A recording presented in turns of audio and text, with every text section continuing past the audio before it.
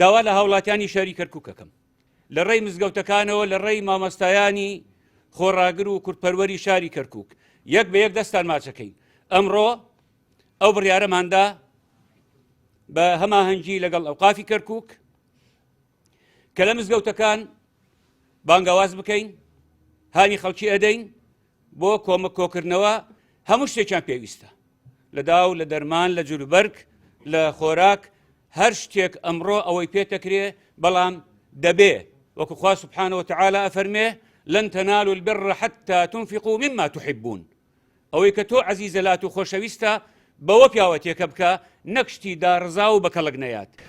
پێمان وایە قۆناغی ئێستا بەدواوە لە بەرەوەی لەوێ ئاوارەیەکی خەڵکێکی زۆر نێزێک بۆ 500-600 هزار کەس ئاوارە بوونە. قۆناغی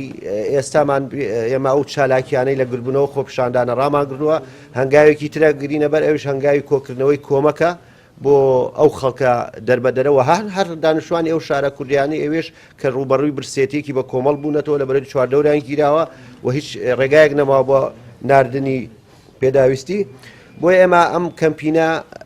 بۆ کۆکردنەوەی کۆمەک بۆ ڕۆژاوای کوردستان ڕاگەینین و کەمپینەکە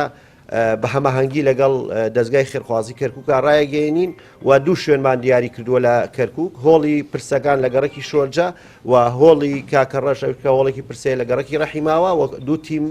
دانراوە، دوو تیمی سەرپەرشتیاریشدان، دوو تیمی مەیدانی ڕۆژانە لەوێ بن و دوو تیمیش سەرپەرشتی و چاودێری پرۆسەکەکەن